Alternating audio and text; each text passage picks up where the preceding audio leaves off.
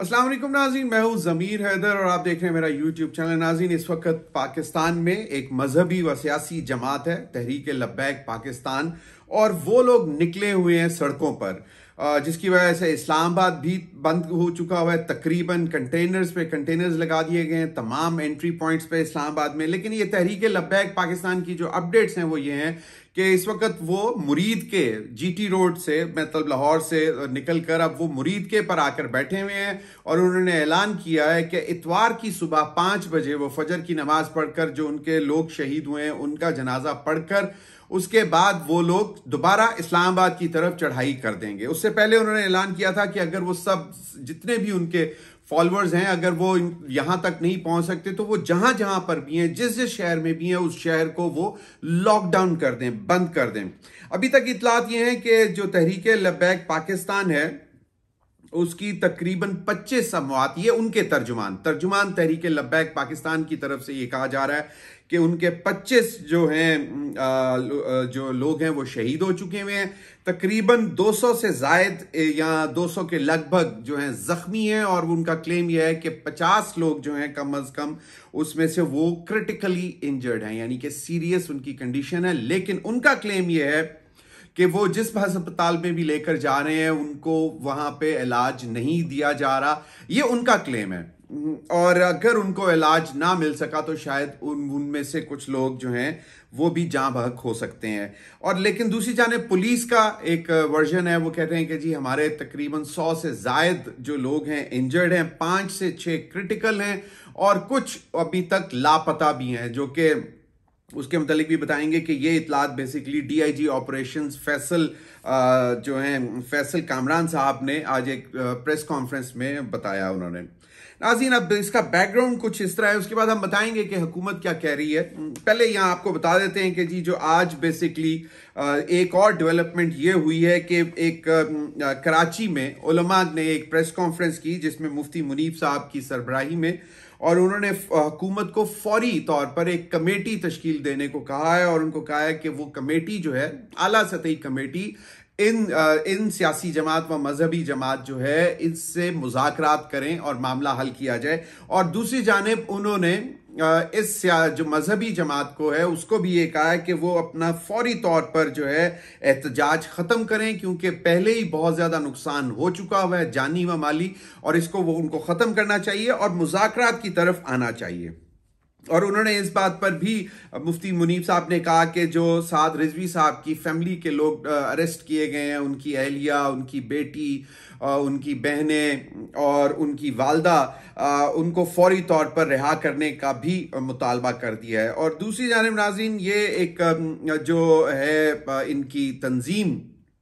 उन्होंने भी तंजीमात अहले सुन्नत ने भी कल पूरे मुल्क में हड़ताल का ऐलान कर दिया है, और ये इनके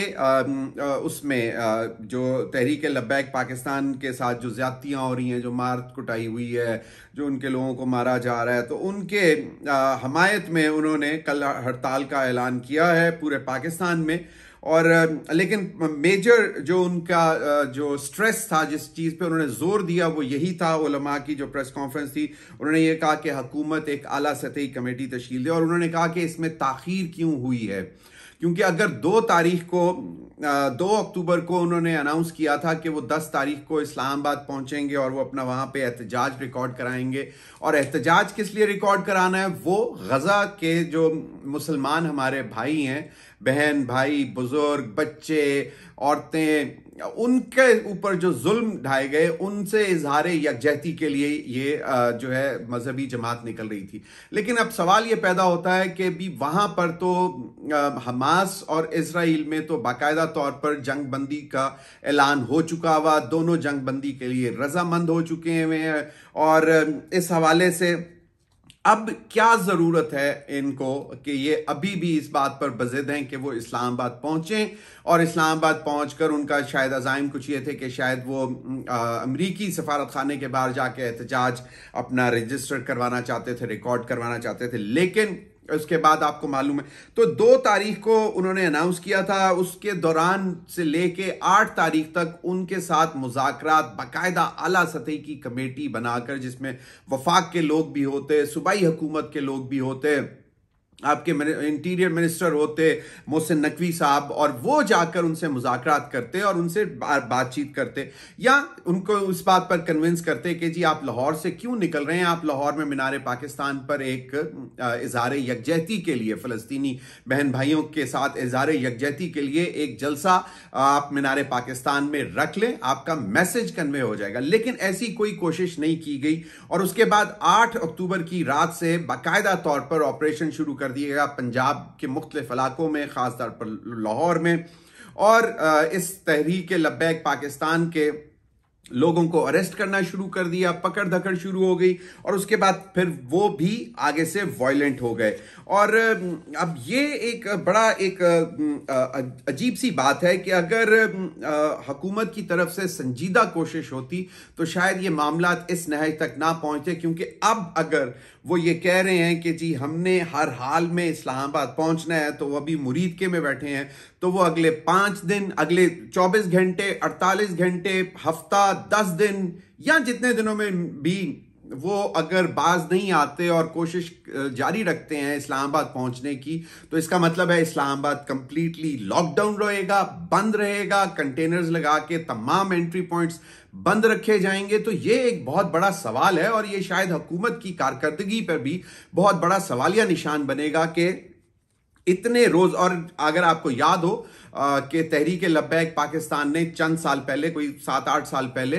या 7-8 साल पहले, इन्होंने बाकायदा तौर पर पूरे मुल्क को एक दफा बंद कर दिया था, और 4 से 5 दिन लोग बंद रहे थे। बल्कि मैं खुद अपने दोस्तों के साथ लाहौर एक शादी पे गया हुआ था, और ना वो हमारा दोस्त बारात लेकर निकला और वो 48 घंटे बाद घर पहुंचा, वो भी बगैर दुल्हन के।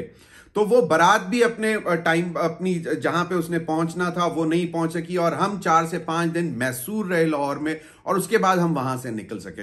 तो ये क्या वही सूरत हाल दोबारा रिपीट होने जा रही है? तो ये एक बहुत बड़ा सवालिया निशान है बेसिकली इतने दिनों में। अच्छा, अगर हुकूमती कोई कमेटी नहीं बनी थी, या आपको लग रहा था कि हुकूमती कमेटी से ये जमात जो है वो मुज़ाकरात नहीं करेगी, तो आप उलमा को इंगेज करते, उलमा की एक हाई पावर्ड कमेटी बनाते और साथ रिजवी साहब के पास भिजवाते, और उनको कहते, उनको कन्विंस करते कि ऑप्शंस देते, कि जिस तरह मैंने पहले कहा कि लाहौर के अंदर मीनार पाकिस्तान की ऑप्शन दे देते उनको, ताकि उनका एहतजाज करने का जो दिल था वो कर लेते, अपना एहतजाज रिकॉर्ड करवा देते, फ़लस्तीनी अवाम के, मुसलमान अवाम के साथ इज़हार यकजहती कर लेते, और उस पर वो उनको कन्विंस कर लेते। तो उलमा को अंगेज करना चाहिए था, जो कि अनफॉर्चुनेटली नहीं किया गया। और आज फिर हमने देखा कि उलमा की प्रेस कॉन्फ्रेंस हुई कराची में, जो मैं आपको बता चुका हूं कि अल्लामा मुफ्ती मुनीब साहब जो हैं, उन्होंने, उनकी सरबराही में ये हुई। तो और उन्होंने भी यही बात की कि जनाब ये इस तरह मुनासिब नहीं है। अब अगर इस्लामाबाद इतने दिन मजीद बंद रहेगा तो उसका नुकसान किसको होगा? और इससे बढ़कर इंटरनेशनली जो कि मैसेज आता है कि जी इस पाकिस्तान का कैपिटल जो है वो बंद हो चुका हुआ है, एक मजहबी व सियासी जमात ने थ्रेट दे दिया है कि वो इस्लामाबाद पे चढ़ाई कर रहा है, और अब इस्लामाबाद इसलिए बंद हो चुका है। तो ये इंटरनेशनली भी एक बहुत बड़ा सवालिया निशान है। नाज़रीन, आपके इन्हीं मामलात के हवाले से बहुत से लोग जो है सोशल मीडिया एक्स फोरम पर ट्वीट कर रहे हैं, और हमारे वफाकी वजीर बराए दिफा ख्वाजा आसिफ साहब ने भी आज इस हवाले से एक सोशल मीडिया फोरम एक्स पर ट्वीट की, और उन्होंने बेसिकली ये मजहबी जमात से सवाल किया कि हमास और इजराइल में जंगबंदी पर गजा में मिठाइयाँ तकसीम हो रही हैं, मगर यहाँ किस बात पर एहतजाज हो रहा है? तो उन्होंने जो अपनी एक्स पे जो ट्वीट पे जो तंज का जो लैंग्वेज थी वो मैं आपको बताता हूँ। उन्होंने कहा कि भाई 2 साल से गजा में मुसलमानों पर इतना जुल्म हो रहा था, तो ये जो अभी मजहबी व सियासी जमात है इसको शायद उस वक्त किसी ने इत्ला नहीं दी, उस वक्त नहीं निकले। उस वक्त बहुत से ममालिक में गैर मुस्लिम उनके लिए निकल रहे थे, एहतजाज कर रहे थे, उस वक्त ये सो रही थी ये जमात। और मुझे याद है कि बहुत से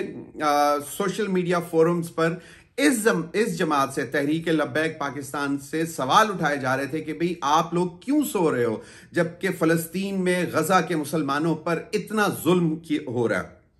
तो ख्वाजा आसिफ साहब ने भी यही कहा कि जनाब उन्होंने फिर तंजिया अंदाज में कहा कि शायद इस जमात को उस वक्त ये खबर नहीं थी कि इतना जुल्म हो रहा है फ़लस्तीन में गजा के मुसलमानों पर। और फिर उन्होंने आगे जो उन्होंने कहा कि अब जंगबंदी हो गई है तो जीटी रोड पर इन फ़लस्तीनियों से मोहब्बत करने वालों ने जुलूस निकालकर इस्लामाबाद पर चढ़ाई कर दी है। यानी कि उन्होंने कहा कि जी अब जब जंगबंदी हो चुकी हुई है, हमास और इजराइल के दरमियान जो है एक मुआहदा हो चुका हुआ है जंगबंदी का, तो उसके बाद जो है ये अब जीटी रोड पर निकल आए हैं और इस्लामाबाद पर चढ़ाई करने का इन्होंने ऐलान कर दिया है। उन्होंने फिर इस तंजिया अंदाज में ख्वाजा आसिफ साहब ने कहा कि ज्यादती तो ये है कि इनको बताया नहीं गया कि लड़ाई मुक गई है। अब उनका एक टिपिकल पंजाबी एक्सेंट है, वो आगे कहते हैं उन्होंने कि उनको बताया नहीं गया कि लड़ाई मुक गई है, तुसी किस गल दा एहतजाज करदे पे हो, घर जाओ। और फिर उन्होंने जो कंक्लूडिंग लाइन है कि उन्होंने कहा कि फ़लस्तीनी मिठाई खा रहे हैं और हम एहतजाज कर रहे हैं। तो नाज़रीन ये ख्वाजा आसिफ साहब ने बात की। अब देखना यह है कि आइंदा आने वाले दिनों में कितना संजीदा जो है ये वफाकी हुकूमत और सूबाई हुकूमत पंजाब की ख़ास तौर पर इस मामले को कितना संजीदगी से हैंडल कर रही है, क्योंकि अब आज ही बरोज़ हफ्ता DIG ऑपरेशंस पंजाब लाहौर में उन्होंने बैठकर प्रेस कॉन्फ्रेंस की फैसल कामरान साहब ने, और उन्होंने कहा कि जी कुछ दिनों से एक मजहबी और सियासी जमात पुरतशद्दुद किस्म का एहतजाज और बिलावजह इंतशार फैला रही है। और उन्होंने कहा, उनका ये क्लेम है, उन्होंने कहा कि कानून नाफिज करने वाले इदारों ने इनसे एहतजाज मौखर करने के लिए 12 मरतबा बातचीत की, उनको रिक्वेस्ट की, लेकिन ये बाज नहीं आए और पुरतशद्दुद एहतजाज शुरू कर दिया, जिसमें उनका ये क्लेम है तकरीबन 112 पुलिस के अहलकार इंजर्ड हैं। इन्होंने थानों पर भी अटैक किया,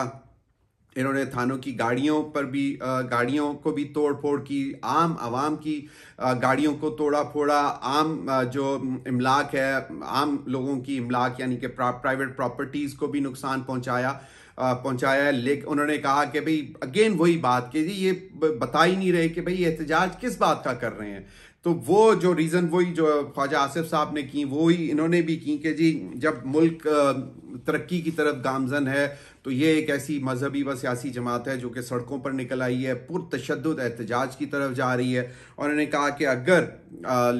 कोई भी जमात हो, मजहबी जमात हो, सियासी जमात हो, वो अगर पुरतशद्दुद एहतजाज की तरफ जाएगी और ख़ास तौर पर उस टाइम पर जब 144 दफ़ा 144 भी लगी हुई हो और जहाँ पे आप लोग इकट्ठे नहीं हो सकते और